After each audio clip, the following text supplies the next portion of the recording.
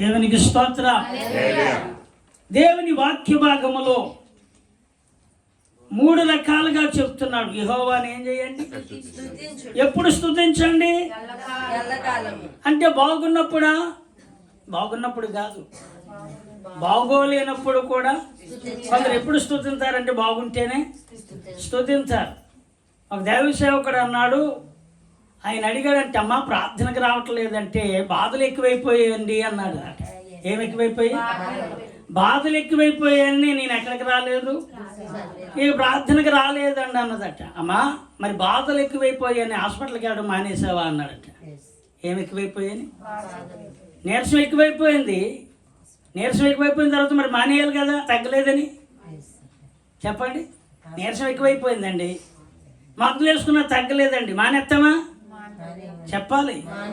అంటే చాలామంది ఎప్పుడు కావాలి? ఇంకా బాధలలోని ఇంకా ఎక్కువగా ప్రభుని వెంబడించాలి. స్తోత్రం.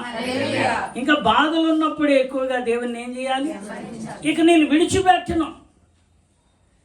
వాక్య భాగములో 2వ రాజుల గ్రంథము మీరు చూస్తే అక్కడ మనకి గనురాలు కనబడుతూ ఉంటారు. ఆమె చెప్పండి.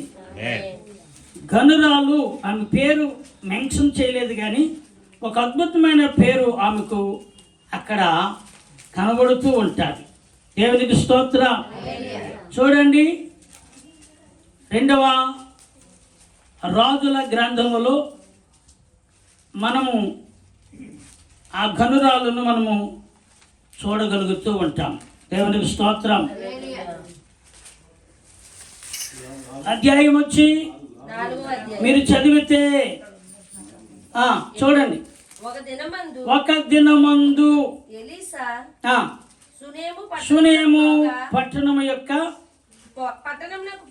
గనురాలైన ఒక స్త్రీ భోజనమునకు రమ్మని అతనిని బలవంతము చేసెను గనుక అతడు ఆ మార్గమున వచ్చినప్పుడెల్లా దేవునికి స్తోత్రం. ఆమె ఎవరిని గుర్తించింది అని అంటే దైవజనుడైన ఎలీషాను గుర్తించింది. ఆయన వచ్చినప్పుడు ఆయన విషయమై శ్రద్ధ కలిగి, ఆయన విషయమై ఈ దైవజనుడికి మన ఇంటిలో నివాసం ఉండడం, ఈ దైవజనుడు మన ఇంటిలో భోజనం చేయడం, ఈ దైవజనుడికి ఇక్కడ రెస్ట్ తీసుకునే అవకాశాన్ని ఇవ్వడం, దేవుని యొక్క ఇదిగో నాకున్న దానిని బట్టి నేను ఆయనకి కొంత అనుకూలంగా నా ఇంటిని నేను ఆయనకి అనుకూలంగా ఉంచుతాను. స్తోత్రం. వస్తూ వస్తూ వస్తూ ఉన్న కాలంలో ఒకరోజు తన భర్తకి చెప్తుంది, అయ్యా ఏమనంటే ఇదిగో మన ఇంటికి వచ్చుచు పోవచ్చున్న మనుష్యుడు, మీరు చూడండి ఎన్నో వచ్చినది చదవాలి. భక్తిగల దైవజనుడని నేను ఎరుగుదును. కావున మనము అతనికి గోడ మీద ఒక చిన్న గది కట్టించి అందులో అతని కొరకు మంచము, బల్ల, పీట, దీపస్తంభము ఉంచుతాము. అతడు మన ఎద్దుకు వచ్చినప్పుడు వెళ్ళా అందులో బస చేయవచ్చునని. దేవునికి స్తోత్రం. చూడండి, ఇంకొక మాట కూడా ఇక్కడ మీకు చెప్పాలి. ఆమె అనుకున్న తోడనే దైవజనుడిని గూర్చి తన భర్తకు కూడా వెంటనే దాపరికం లేకుండా, స్తోత్రం, ఏం లేకుండా, దాపరికం లేకుండా, ఏ విషయంలో కూడా రహస్యము లేకుండా తన భర్తతో చెప్తుంది. ఏమనంటే ఆయన భక్తి గల దైవజనుడు. స్తోత్రం. మన ఇంటికి వచ్చేవాళ్ళు మనం గుర్తెరగాలి. చాలామంది ఈరోజు రావచ్చు, ఈరోజు చాలామంది దేవుని పేరట వచ్చేవాళ్ళు ఉండొచ్చు. కానీ సహోదరులారా, అతడు భక్తి గలవాడా కాదా అని తెలియాలంటే మీరు అప్పిచ్చి చూడండి. దేవునికి స్తోత్రం. ఆమేన్. హల్లెలూయా. ఏమిచ్చి చూడండి? కొంత అప్పిచ్చి చూడండి. అయ్యా మా దగ్గర ఈ ద్రవ్యం ఉంది పట్టుకెళ్ళి చూడండి. కొంతమంది చెప్తారు, ఆయన చేతిలో పెట్టామండి వేసేసాడండి అంట. ప్రియమైన దేవుని బిడ్డలారా, ఎందుకు మాట చెప్తున్నానంటే మన ఇంటికి వచ్చి పోవచ్చున్నవాడు ఏ దైవజనుడు? అంటే దైవజనులు చాలా మంది ఉన్నారు, కానీ ఇతడెవరు అంటే ఇతడు ప్రార్థించువాడు, ఎవరి దగ్గర ఏ కోరికను తన యొక్క అవసరాన్ని గురించి చెప్పినవాడు కాదు. నాకు ఈ అక్కర ఉంది, మీరు తీరుస్తారా అని అడిగిన వాడు కాదు. దేవునికి స్తోత్రం, హల్లెలూయా. ఏమండి, ఒక దినాన్ని ఒక ఆయన ఒక ఇంటికి వెళ్ళి ప్రార్థన చేయడానికి వెళ్ళాడట. ఆ ఇల్లు వాతావరణం అంతా చూశాడు, ఆ ఇంట్లో ఉన్న ఫర్నిచర్, ఆ ఇంట్లో అన్నీ చూసి, అమ్మా దేవుడు నాతో చెప్తున్నాడు, ఇదిగో నీ సేవకుడికి ఒక మంచి సౌకర్యవంత మంచం కొనిమ్మంటున్నాడు అని. ఏం కొనిమ్మంటున్నాడట? దేనికి వేసాడు? ఏ మంచానికి?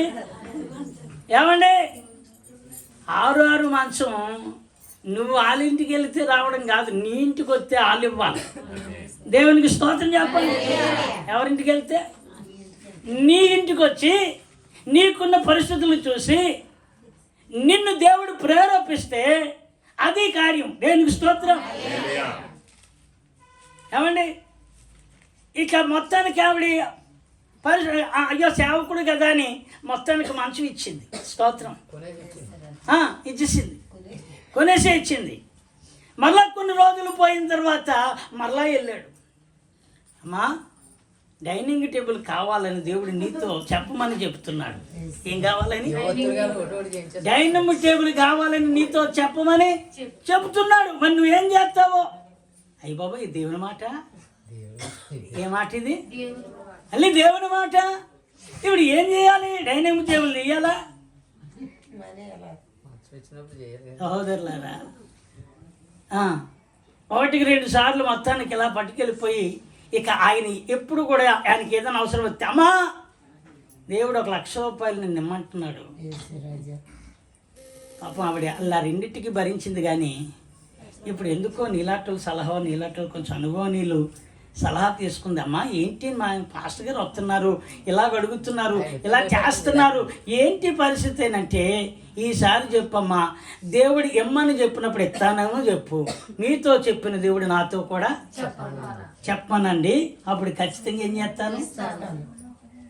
ఇక ఆ తర్వాత మళ్ళీ రాలేదు ఆయన. ఎందుకు చెప్పండి? కొన్నిసార్లు మనం మోసపోతుంటాం. కొన్నిసార్లు మనము వారి యొక్క ఉప్పొంగించే మాటలు కావచ్చు, నిన్ను పొంగించి నిన్ను భ్రమపరిచి చెప్పొచ్చు. కానీ ఇక్కడ ఈ దైవజనుడు తన అక్కర చెప్పుకున్నవాడు కాదు. స్తోత్రం. తన అవసరత ఏది అని చెప్పలేదు, కానీ ఆమె అతనిని గుర్తించి, ఇతడు ఎవరు? భక్తిగల దైవజనుడు. అతనికి మనకు ఒక గోడ ఉంది కదా, ఆ గోడ మీద ఒక గది కట్టించి అందులో ఒక మంచమును, ఒక బల్లయు, ఒక దీపస్తంభమును, ఒక పేటయు ఆయనకి సిద్ధపరుద్దాం. అతను ఏ పని నిమిత్తం వస్తున్నాడో చాలా ప్రయాసపడేటట్లుగా ఆయన చూసినప్పుడు ఆయన ఊరికినే పంపకుండా ఇక్కడ అవసరం తీరేంత వరకు, ఆయన పని పూర్తి చేసుకునేంత వరకు మన ఇంట్లో ఉంటాడండి అని భర్తకు చెప్పింది. దేవునికి స్తోత్రం. భర్త అంతవరకు ఓకే, భర్త ఏం కాదనలేదు. భర్త ఆమె చెప్పిన మాటను బట్టి, నా భార్య ఎప్పుడూ కూడా ఏ విషయంలో దాపరకం దాచదు కదా, అందుకని తాను చెప్పింది అంటే అది చాలా చాలా అవసరమై ఉంటుంది. స్తోత్రం. అది ఖచ్చితంగా ఆమె చేయగలిగినది, తాను ఏదైనా ఉద్దేశిస్తే అది మంచిదిగానే ఉంటుందని గుర్తెరిగిన వాడు. నేను ఎందుకు చెప్తున్నానంటే, ఈ కిందకి మనం వెళ్తే దైవజనుడు ఎలీషా ఒకరోజు అంటాడు, ఇంతగా మనకి ఏం చేస్తుందామె? పరిచర్య. మీరు చూస్తే అక్కడ ఉంటుంది 13వ వచనములో, ఇంత శ్రద్ధ భక్తులు మా ఎడలు ఏం చేసావు? కనపరిచితివి. నీకు నేను ఏమి చేయవలను?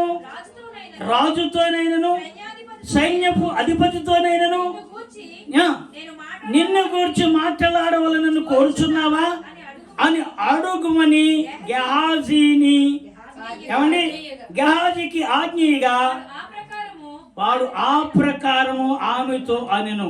అందుకు నేను నా స్వజనులతో కాపురమున్నాను అన్నది. దేనికి స్తోత్రం. ఎలీషా సామాన్యమైన వ్యక్తి కాదు. ఎలీషా అంటున్నాడు కదా, రాజుతో మాట్లాడమంటావా అమ్మా? ఎవరితోనూ అంటే ఎలీషా అక్కడ కనబడేది సామాన్యుడే, కానీ రాజులు గడగడలాడుతున్నారు. స్తోత్రం. ఎవరికి? అది సైన్యాధిపతులు గడగడలాడుతున్నారు. హల్లెలూయా. అందుకే అన్నాడు, ఎవరితో మాట్లాడను? రాజుతోనైనను సైన్యాధిపతితోనైనను. ఏదైనా నీకు ఏదైనా సమస్య ఉంటే, ఏదైనా నీకు అవసరమైనది కావాల్సి ఉంటే, నీకేదైనా ప్రాబ్లం అనేది నీ కుటుంబంలో ఉంటే నేను మాట్లాడతానమ్మా. అది నీ పట్ల జరిగేటట్లుగా నేను రాజుతో మాట్లాడతానంటే ఆ మంట అది నా స్వజనుల దగ్గర నేనున్నాను. స్తోత్రం. ఎవరి దగ్గర? నేను నా స్వజనుల ఇంటూ ఉన్నాను.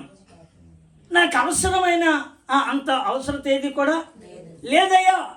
నాకే రకమైన ప్రాబ్లమ్స్ లేవయ్యా. నాకే రకమైన కొరత లేదయ్యా.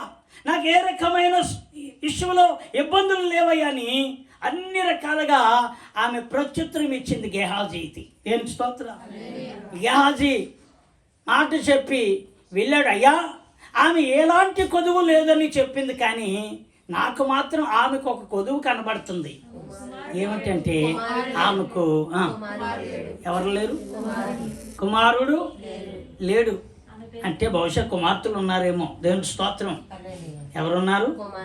అందుకే కదా ఆ మాట అన్నాడు. లేకపోతే పిల్లలు లేరు అనాలా? ఏమనాలి? చెప్పరా? ఆమెకి ఏమి లేదు, సంతానము లేదు అని చెప్పాలి. కానీ ఎవరు లేరు అక్కడ?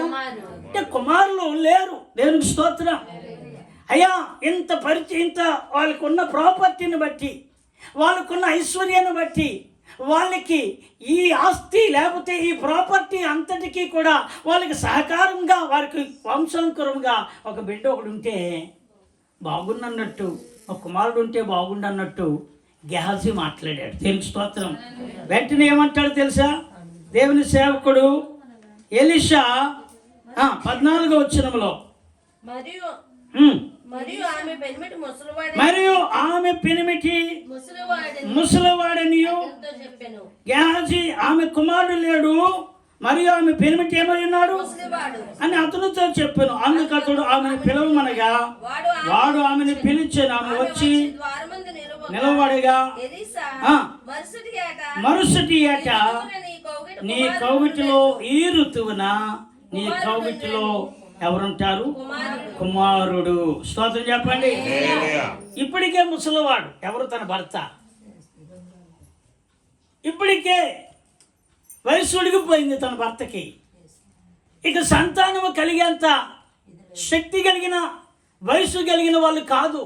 అందుకే గెహాజీ అంటాడు, కుమారుడు లేడు, ఇప్పటికే అతడు ఏమై ఉన్నాడు? ఇప్పటికే ముసలివాడు. కనుక ఇప్పుడు ఏదైనా చేయాలంటే ఆమె చేసుకోవాలి, ఆమె చూసుకోవాలి, ఆమె చక్కబెట్టుకోవాలి, ఆమె అవన్నీ కూడా ప్రయాసపడాలి. అందుకనయ్యా ఆమెకి ఎవరు లేరు? ఎలీషా అంటాడు, ఇదే ఋతువున మరలా ఏట నీ ఒడిలో ఎవరుంటారు? దేవునికి స్తోత్రం. మరలా ఇదే ఏట నీ ఒడిలో కుమారుడు ఉంటాడు. ఆమె అడగలేదు. ఏం చేయలేదు? అడగలేదు. తన అవసరత కూడా తనకేమీ కూడా ప్రాబ్లం చెప్పలేదు. కానీ సేవకుడు ఒక మాట పలికి వెళ్ళిపోయాడు.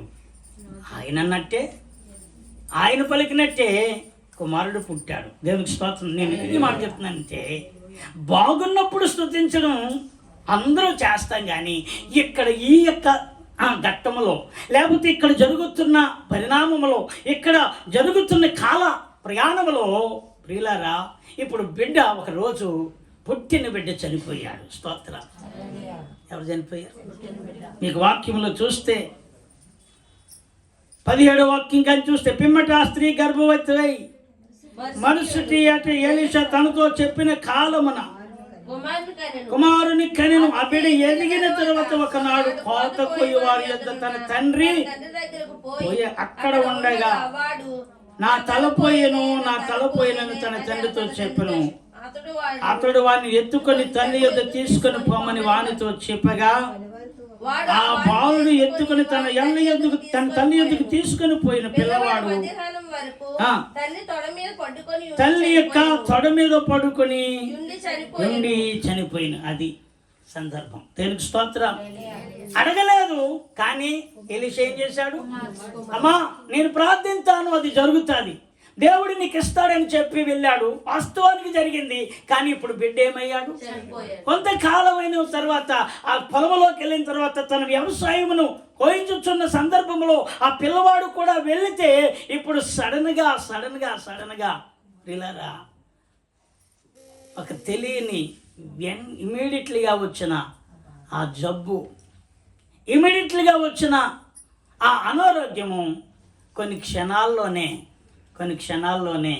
ఆ బిడ్డ ప్రాణం పోయింది. స్తోత్రం. బిడ్డ ప్రాణం పోయింది. ఇప్పుడు నిజానికి ఏడవాలి ఎవరు? నిజానికి గనురాలు ఏం చేయాలి? ఏడవాలి. ఇల్లంతా పరిస్థితి కూడా దుఃఖసాగరం అయిపోవాలి.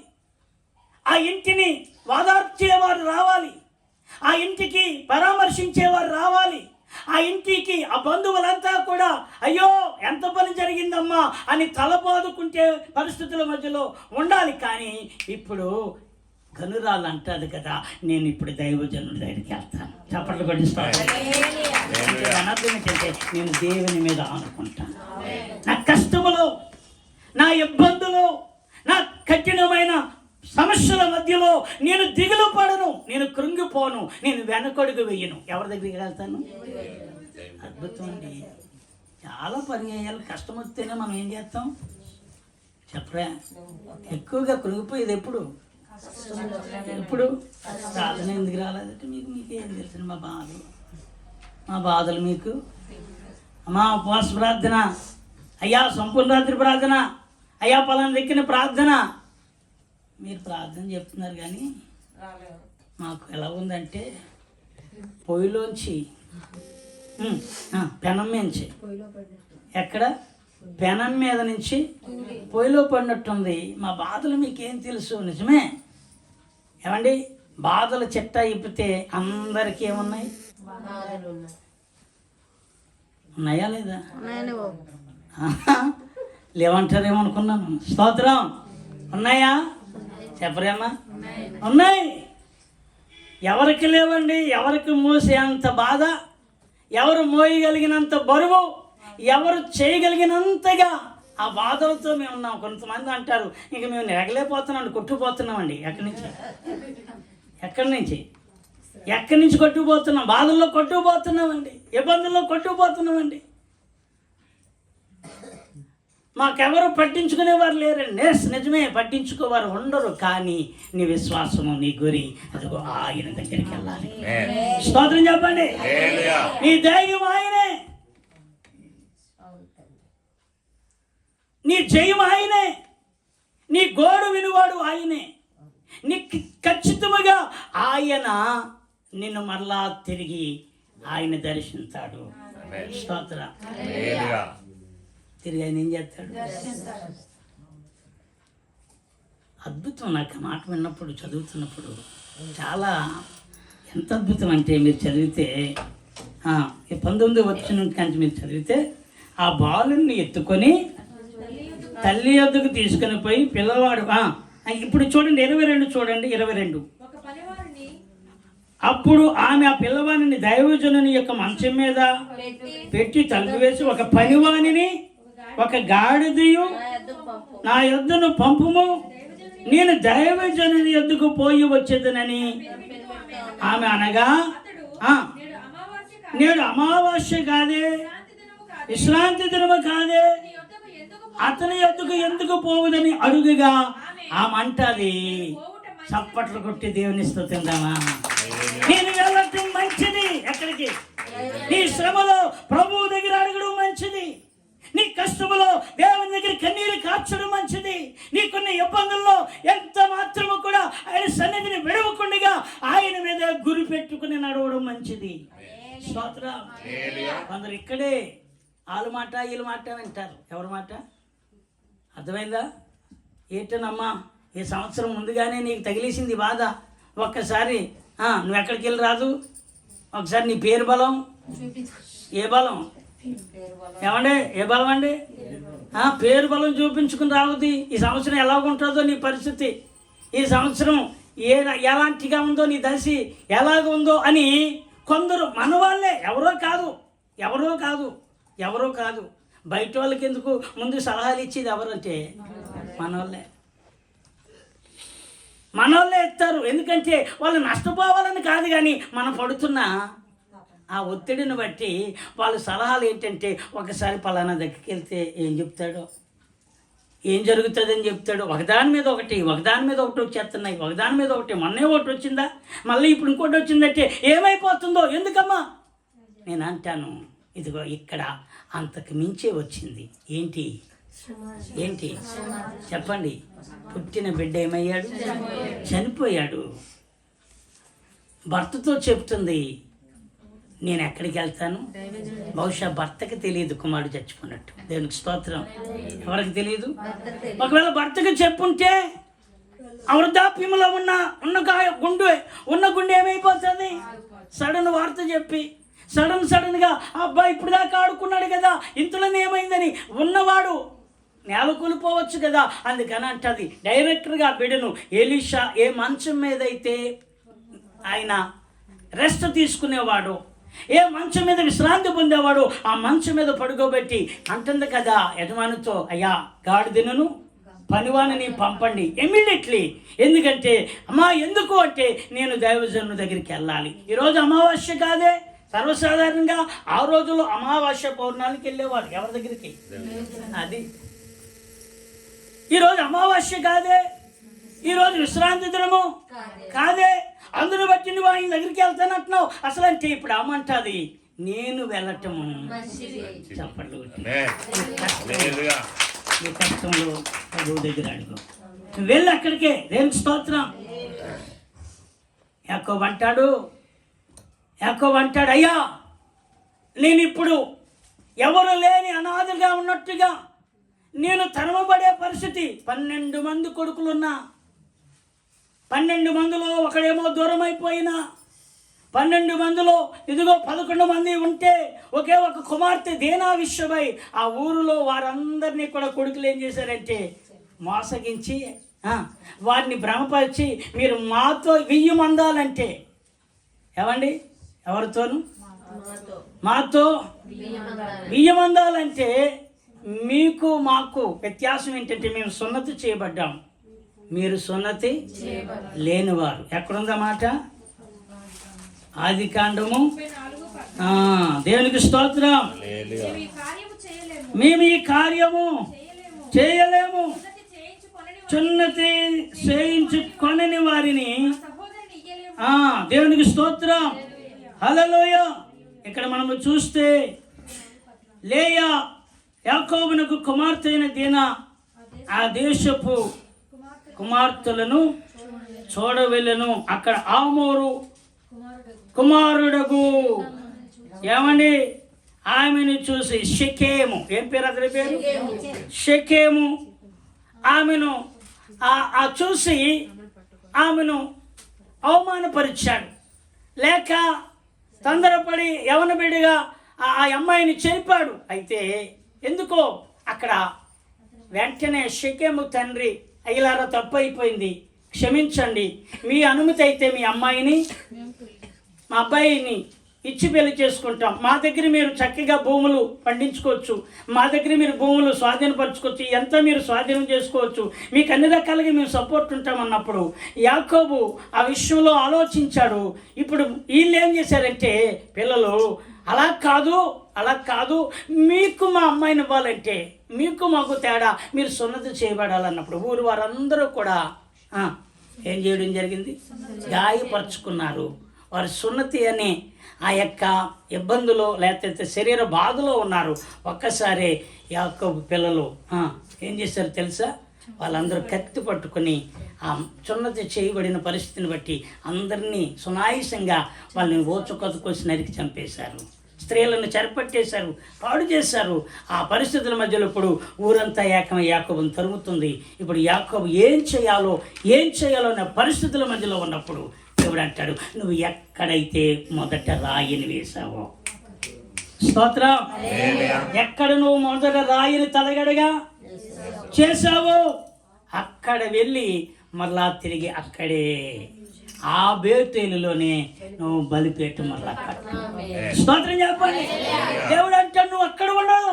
నువ్వు ఎక్కడైతే ప్రారంభించావో ఇప్పుడు గనురాలు దేవుని దగ్గర అడుగుతుంది. దేవునికి స్తోత్రం. ఎవరి దగ్గరికి వెళ్ళింది? సేవకుని దగ్గరికి వెళ్ళిందంటే ఎక్కడికి వెళ్ళింది ఇప్పుడు చెప్పరే? ఏమండి, కొన్నిసార్లు మనం ఏమనుకుంటాం అంటే మా ఇంటికి ఆయనే రావాలి కానీ మేము వెళ్ళం. మా కోసం బాగోలేదని తెలదా? పాస్టర్ గారికి బాగోలేదని తెలియదా? తెలిసినా సరే రాలేదు. కొన్నిసార్లు ఆ మధ్యలో ఎవరో కానీ నాకు తెలియదు నిజానికి. కానీ ఆ తర్వాత ఆ ఇంటికి వెళ్ళిన తర్వాత చాలా నిష్ఠూరంగా మాట్లాడారు. చాలా నిష్ఠూరంగా ఆ విషయంలో వాళ్ళు మాట్లాడారు. నిజమమ్మా నాకు తెలియదమ్మా అంటే, మీకు తెలుసని అనుకున్నానండి, అందరికీ తెలుసు మీకు తెలియలేదని నేను బాధపడ్డాను. అయితే మీరు వచ్చారు, అయితే మీకు నిజంగా తెలియలేదేమో నాకు తెలియదు కానీ నేను నిజంగా బాధపడ్డాను అని అంది. అయితే ఎందుకంటే ఆమె బాధపడడం వాస్తవమే, కానీ నాకు మాత్రం అది తెలియలేదు. తెలుసుంటే ఏమండి వెళ్తాం కానీ తెలియలేదు. కాకపోతే కొన్నిసార్లు నాకు తెలియకపోయినా ఒకవేళ నీకు నిజంగా ఇబ్బంది పడితే ఎక్కడికి రావాలి చెప్పండి? ఎక్కడికి రావాలి? అక్కడ ఒక సన్నిధి ఉంది. అక్కడ నీకు ప్రార్థించడానికి, నువ్వు మొరపెట్టుకోవడానికి, నువ్వు దేవుని దగ్గర విజ్ఞాపన చేయడానికి, కన్నీరు కార్చడానికి, అక్కడ నీకు ప్రశాంతత. అక్కడ ఎవ్వరూ అభ్యంతరపరచకుండా స్వరమెత్తి దేవుని దగ్గర అడగచ్చు. స్తోత్రం, హల్లెలూయా, మొరపెట్టచ్చు. అందుకే నేను వెలుట మంచిది. అమ్మా, ఇది అమావాస్య కాదు, ఇది విశ్రాంతి దినము కాదు. అక్కడ అంటాది కదా 24వ వచనంలో, గాడిదను గంత కట్టించి శీఘ్రముగా తోలు, నేను నీకు సెలవిస్తేనే కానీ దాన్ని నెమ్మలంగా స్పీడ్గా వెళ్ళు, వేగంగా వెళ్ళు. నేను సెలవిచ్చేంత వరకు నీవు ఆ వేగాన్ని తగ్గించొద్దు. దేవునికి స్తోత్రం, హల్లెలూయా. ఆ ప్రకారం ఆమె పోయి కర్మేలు పర్వతముందున్న దైవజను యొద్దకు వచ్చెను. దైవజనుడు దూరం నుండి ఆమెను చూచి, అదిగో ఈ సునేమి రాయలు నీవు ఆమెను ఎదుర్కొనుటికై నీవు నీ పెనిమిటి నీ బిడ్డ సుఖముగా ఉన్నారా? పనివాడైన గెహాజీతో చెప్పి పంపాను. అందుకామె దేవునికి స్తోత్రం. ఎలా చెప్పింది ఆమె? ఎలా చెప్పాలి అసలు? ఎలా చెప్పాలి? ఓ నా నాయనో, ఓ నాయమ్మ, ఓ నా బిడ్డో.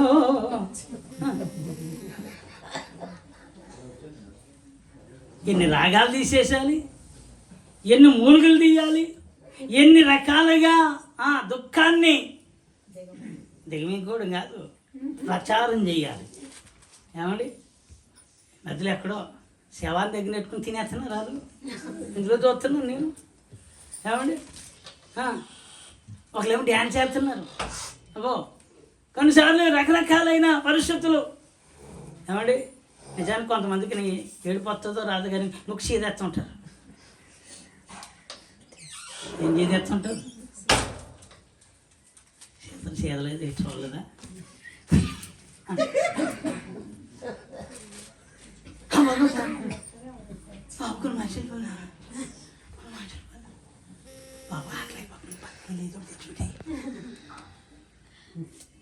సహోదరులారా, అయితే నేనెందుకు చెప్తున్నానంటే, గనురాలు చెప్తుంది మేము ఎలాగున్నాము, దేవునికి స్తోత్రం.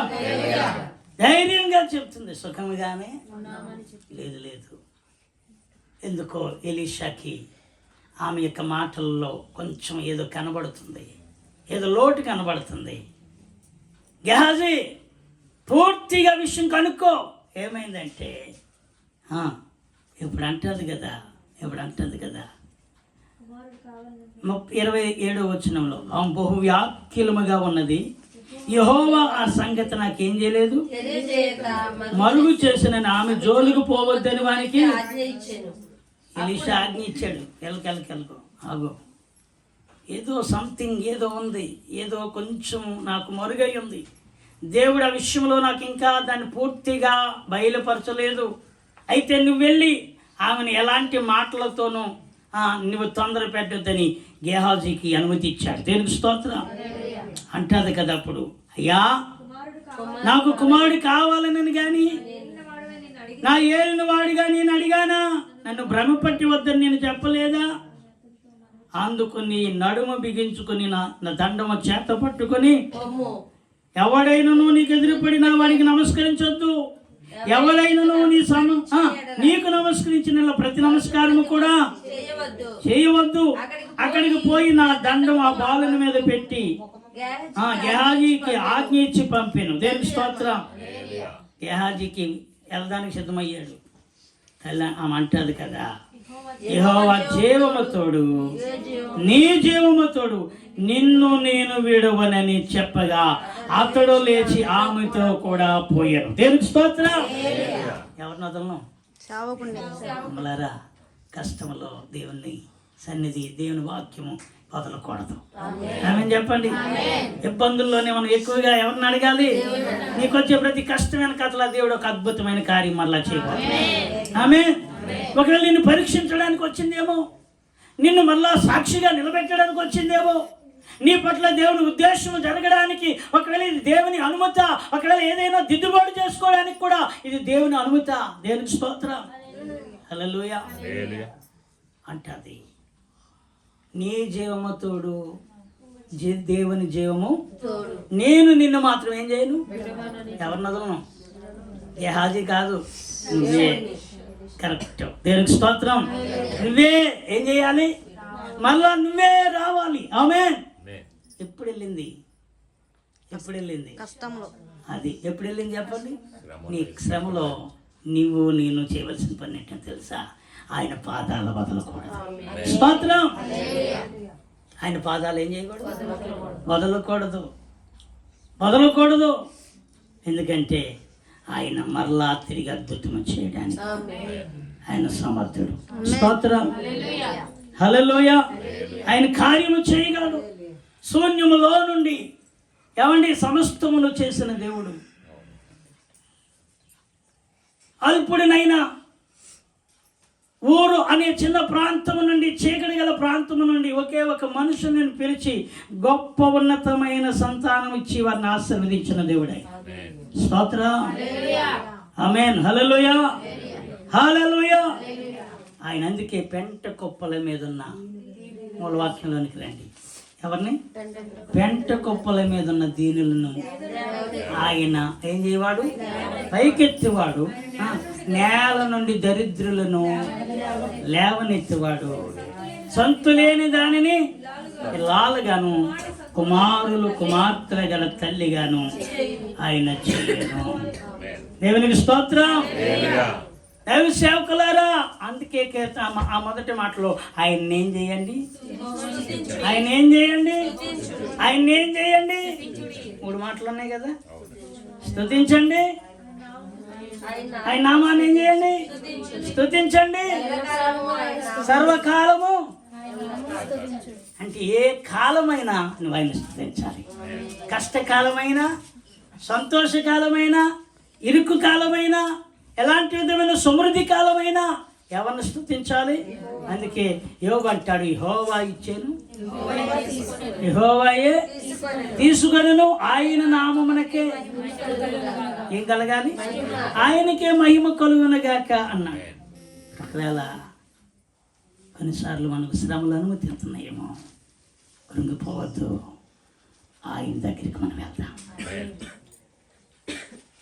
గనురాలు అంటుంది, నేను వెళ్ళటం చెప్పండి, నేను వెళ్ళటం మంచిది. చాలా బిజీ బిజీ బిజీ అనుకున్న పరిస్థితుల మధ్యలో జరిగిన సంభవాన్ని బట్టి అన్నిటినీ కూడా ఆమె ఎక్కడెక్కడ వదిలిపెట్టి ఏడవాలి. కానీ కుమారుడిని అక్కడ పడుకోబెట్టింది.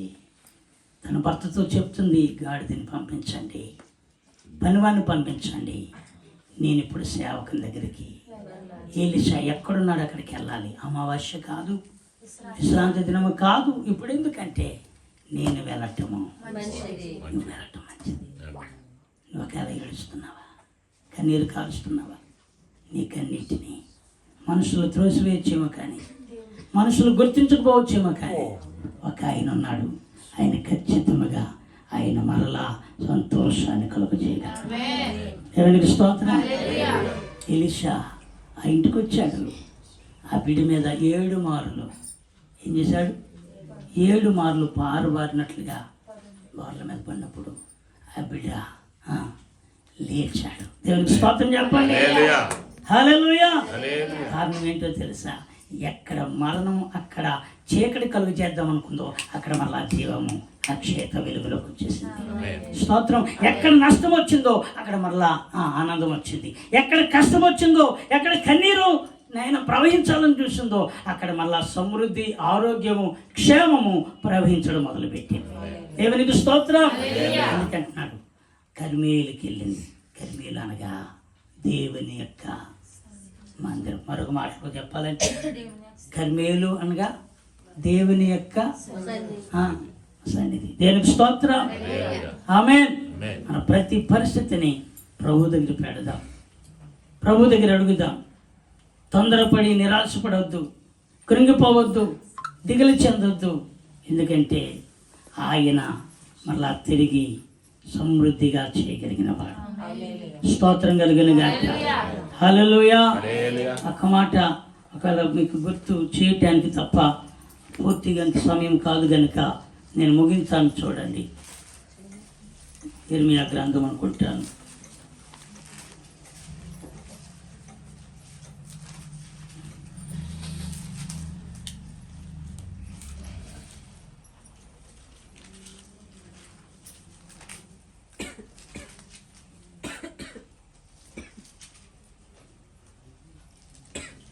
స్తోత్రం. హల్లెలూయా, హల్లెలూయా.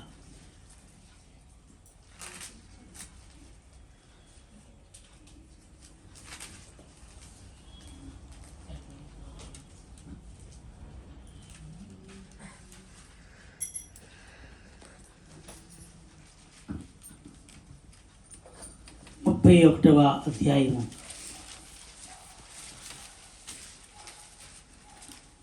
31వ అధ్యాయం 31వ వచనం మీరు చదివితే, ఇదిగో నేను ఒక క్రొత్త నిబంధన చేసే దినము వస్తుంది.